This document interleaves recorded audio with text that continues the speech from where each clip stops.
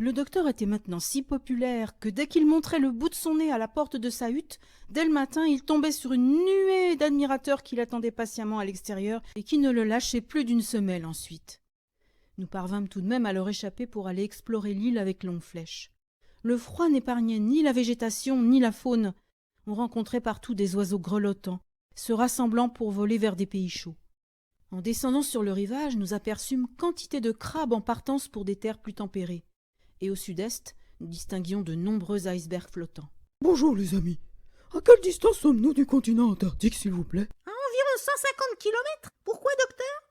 Parce que cette île flottante sur laquelle nous nous trouvons ne cesse pas d'être entraînée vers le sud par un courant. Il faudrait la faire revenir dans un climat plus chaud, c'est cela? Oui, mais comment?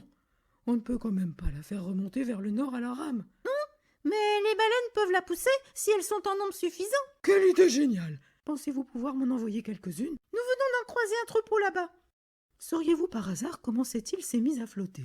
C'est assez inhabituel, mais l'explication est toute simple. Cette île était jadis une région montagneuse de l'Amérique du Sud, une région en surplomb, une sorte de pointe difficile à contourner si vous préférez.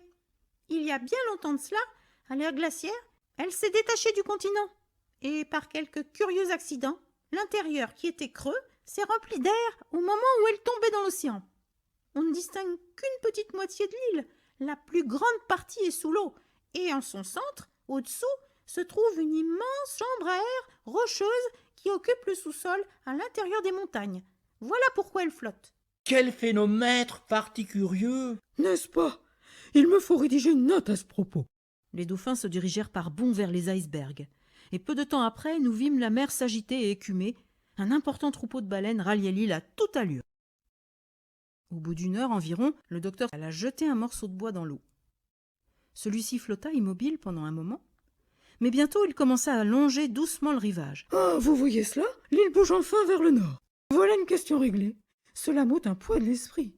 Pendant le trajet du retour, à peine Longflèche et John Dolittle avaient-ils engagé une conversation à propos des plantes qu'un courrier indien arrivait en trombe. Nos voisins du sud, ces voleurs de Bajadérag, sont sur le sentier de la guerre, et en ce moment, ils s'avancent pour nous attaquer. De mauvaises nouvelles, en effet. Peut-être sont-ils aux abois, leur culture ayant été détruite par le gel avant la récolte. Après tout, ne vivent-ils pas dans le sud de l'île qui est encore plus froid qu'ici? Ils ne cherchent qu'un moyen de se procurer du blé sans travailler.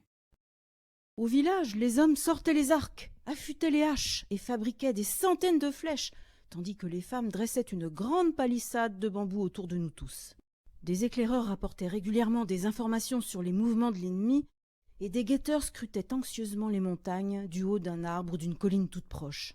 Le docteur voulait aller à la rencontre des Bag-Jagderag pour parlementer et éviter l'acte le plus stupide et inutile qui soit, la guerre.